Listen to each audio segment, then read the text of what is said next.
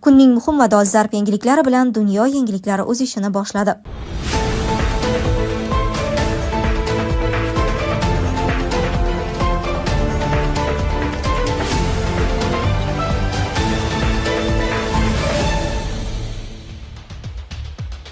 Tramp Venesuelaga zarba berishni buyurdi. Maduro armiyani oyoqqa turg'izdi.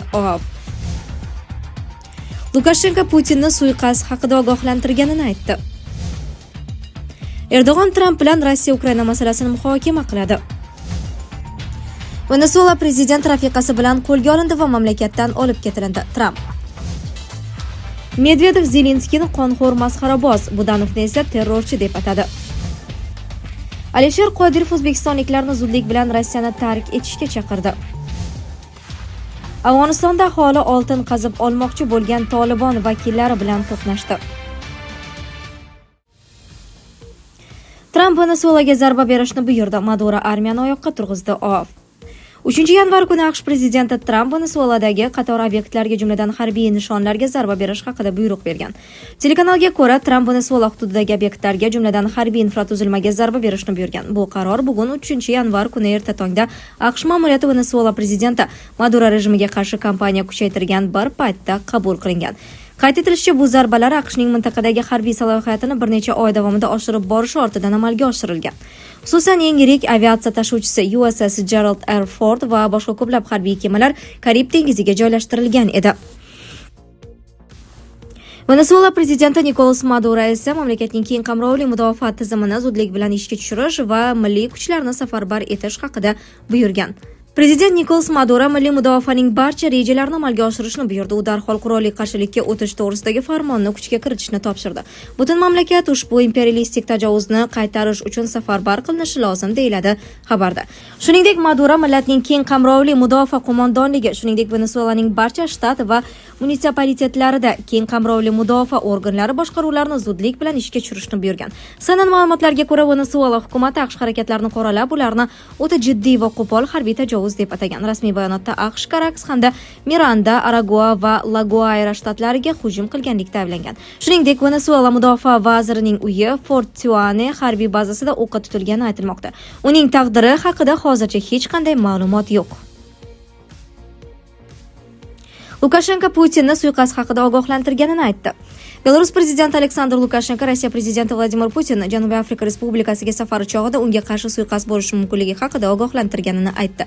Bu haqda u 2025-yil 31 dekabr kuni jurnalistlar bilan suhbati chog'ida so'z ochdi. Lukashenkoning so'zlariga ko'ra, Putin chamadonlarni yig'ayotgan paytida u bilan do'stona birodarlarcha suhbat o'tkazgan va jarga BRICS sammitiga ketishga otlangan Putinni fikridan qaytargan. Shundan so'ng Rossiya yetakchisi bu masalaga quloq solgan va sammitga Rossiya tashqi ishlar vaziri Lavrov uchib ketgan.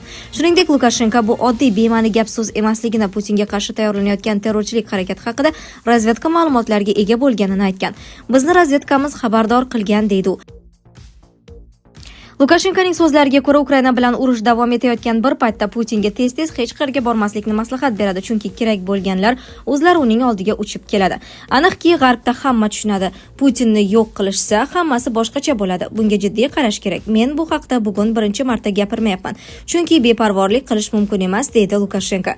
Shuningdek, u Putinning Valdaydagi qarorgohiga Ukraina dronlari hujum qilishga uringani haqidagi voqeani eng yovvoyi terrorizm deb atagan. Lukashenkoning eslatishicha, keng ko'lamli urush boshlanganidan buyon tomonlarning hech biri boshqa tomonning birinchi shaxsiga hujum qilmagan. Holbuki Putinning Kiyevdagi qaror qabul qilish markazlariga zarba berish imkoniyati bo'lgan. Men aynan shuni o'ylayapman. Bu kimga kerak edi? Bu nimaga olib kelishi mumkin edi? Kimga kerakligini taxmin qilyapman. Vladimir Aleksandrovich Zelenskiy ortida kim turganini ham. O'ylaymanki, agar u bunga aloqador bo'lgan bo'lsa ham nima qilayotganini tushunmagan, deydi Lukashenko. Bu holat hayot sifatiga ta'sir qilyaptimi? Oilaviy hayotda zaiflik, stress va ishonchsizlik olib kelyaptimi? Vulkan erkak kuchi va ishonchining yangilangan manbai. Prostata bezi adenomasi surunkali prostatitdan qutulishga yordam beruvchi ishonchli formula. Atigi 5-7 kun ichida natijasini sezasiz. O'zingizni yengil va ishonchli his eting. Vulkan siz izlagan tabiiy yechim. Erdo'g'on Tramp bilan Rossiya-Ukraina masalasini muhokama qiladi. Turkiya prezidenti Rajab Tayyip Erdo'g'on joriy yilning 5-yanvar kuni AQSh prezidenti Tramp bilan Ukraina mojarosini tartibga solish rejasini muhokama qilishni rejalashtirmoqda. Bu haqda u 2-yanvar kuni jurnalistlar bilan suhbatda aytib o'tdi. Men ham Rossiya prezidenti Vladimir Putin bilan ham Tramp bilan aloqalarni davom ettiryapman. Dushanba kuni Parijda ko'ngillilar koalitsiyasi sammiti bo'lib o'tadi. Unda mening nomimdan tashqi ishlar vaziri ishtirok etadi. Dushanba kuni kechqurun esa men yana Tramp bilan gaplashaman va Ukrainadagi vaziyatni tartibga solish hamda Falastin muammosini muhokama qilamiz, deydi Erdo'g'on. Qayd etish joiz, Turkiya rasmiylari bir necha bor Rossiya va Ukraina o'rtasida to'g'ridan-to'g'ri muzokaralar o'tkazish uchun o'z maydonini taqdim etishga tayyor ekanini bildirgan va Ukraina bo'yicha yetakchilar uchrashuvi bo'lib o'tishga umid qilayotganini ta'kidlagan. Xususan 2025-yilda Istanbulda Rossiya va Ukraina vakillari o'rtasida 3 raundli muzokaralar o'tkazildi. Shuningdek, 1-yanvar kuni ham Anqarada Turkiya tashqi ishlar vaziri va razvedka rahbari Xoqon Fidan hamda Ibrohim Qalin Ukraina Milliy xavfsizlik va mudofaa kengashi kotibi Rustam Umarov bilan muzokaralar olib bordi. Venesuela prezidenti rafiqasi bilan qo'lga olindi va mamlakatdan olib ketildi. Tramp. Venesuela prezidenti Nicolas Maduro va uning rafiqasi qo'lga olinib, mamlakatdan olib chiqib ketildi. Bu haqda AQSh prezidenti Donald Tramp o'zining ijtimoiy tarmoqlardagi sahifasida yozdi. Prezident Maduro va uning rafiqasi qo'lga olinib, mamlakatdan olib ketilgan. Ushbu operatsiya AQSh huquqni muhofaza qilish organlari bilan hamkorlikda o'tkazildi. Tafsilotlar keyinroq e'lon qilinadi, deydi Tramp Truth Social tarmog'ida. Qayd etish joiz, 2025-yil kuz boshida AQSh Karib dengizi hududiga o'zining eng zamonaviy Gerald Ford aviatsiya tashuvchisini, esminetslar va qiruvchi samolyotlarni yuborgan edi. Sentyabr oyidan buyon giyohvand moddalar tashiyotgan kemalarga zarba berilmoqda. AQSh prezidenti Tramp ma'muriyati Nicolas Maduroni Venesuelaning huquqiy prezidenti sifatida tan olmaydi va mamlakat hukumatini narkotrafikka qarshi yetarlicha kurash olib bormayotganlikda ayblaydi. Medvedev Zelenskiyni qonxo'r masxaraboz, Budanovni esa terrorchi deb atadi. 2-yanvar kuni Rossiya Xavfsizlik kengashi raisining o'rinbosari Medvedev Ukraina prezidenti Vladimir Zelenskiyning mamlakat mudofaa vazirligi bosh razvedka boshqarmasi rahbari Budanovni prezident ofisi rahbari etib tayinlash qarorini izohlab, bu haqda TASS xabar berdi. Legitimlikning yo'qotgan qonxo'r masxaraboz ofisining yangi rahbarini tanladi. U terrorchi Budanov bo'ldi, deydi Medvedev. Uning fikricha, bu Zelenskiy uchun a'lo tanlov, chunki raqiblarni yo'q qilish uchun unda atigi bitta bo'sh o'rin bor. Aks holda u yana bir lavozimni sobiq Ukraina qurolli kuchlari bosh qo'mondoni Zaluzhniyga taklif qilishi va ikkala ehtimoliy raqibni ham prezidentlik saylovlari oldida shaxmat taxtasidan darhol supurib tashlashi mumkin edi. Eslatib o'tamiz, avvalroq Zelenskiy Kirill Budanovga prezident devon rahbari lavozimini taklif qilgani va hozirda uni prezident devon rahbari etib tayinlash bo'yicha barcha rasmiy tartib-tamoyillar boshlangani haqida xabar berilgan edi. Alisher Qodirov o'zbekistonliklarni zudlik bilan Rossiyani tark etishga chaqirdi.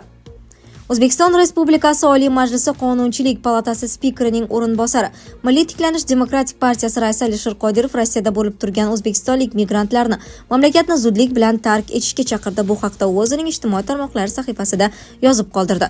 Uning ishoning deya urg'ulashicha, Rossiyada bundan buyon vaziyat oy sayin faqat yomonlashadi. Rus maxsus xizmatlari Markaziy Osiyoliklarni Rossiyada kutilayotgan notinchliklarning faol ishtirokchisi sifatida taxmin qilmoqda. Shu sababli ulardan keladigan foydadan allaqachon kechib bo'lingan, deydi Qodirov, Rossiyada o'zbekistonlik migrantning omon tomonidan do'pposlab o'ldirilganiga ishora qilib. Alisher Qodirov 1-marta Rossiyadagi o'zbekistonlik migrantlarga mamlakatni tark etishga chaqirib, u yerga ish izlab bormaslik haqida gapirmayapti. Deputat Rossiyaning Ukrainaga nisbatan bosqinini qoralaydigan o'zbekistonlik migrantlarga nisbatan mamlakatdagi g'ayriinsoniy holatlarga keskin munosabat bildiradigan sanoqli faollardan hisoblanadi. U navbatdagi postida yana migrantlarga yuzlanarkan, ularni daromad uchun oilasining ko'z yoshlariga sabab bo'lib qolmaslikka chorlagan. Aqlingizni ishlating, Rossiyadan tezroq keting. Hech qanday daromad ota-onalar va farzandlarning ko'z yoshiga arzimaydi, deydi u. Afg'onistonda aholi oltin qazib olmoqchi bo'lgan Tolibon vakillari bilan to'qnashdi. 2-yanvar kuni mahalliy manbalarning Afghanistan International nashriga ma'lum qilishicha, Taxor provinsiyasining Chahi-Ab tumani aholisi oltin qazib olish uchun turar joy hududiga kirgan Tolibon a'zolari bilan to'qnashdi. Manbalarga ko'ra, to'qnashuvda har ikki tomondan 7 kishi jarohatlandi. Afghanistan International qo'lga kiritilgan video tasvirlarda bir guruh odamlar Tolibon jangchilariga tosh otayotgani, shuningdek o'q ovozlari eshitilayotganini ko'rish mumkin. Videoda o'q ovozidan so'ng mahalliy aholining hududni tark etib qochayotgani va oltin qazib oluvchi kompaniyaning og'ir texnika ham aks etgan. Manbalarning ta'kidlashicha, ushbu kuchlar oltin qazib olish operatsiyasini boshlashni rejalashtirgan edi. Bu harakatga qarshi chiqqan mahalliy aholi va kompaniya kuchlari o'rtasida nizo kelib chiqqan.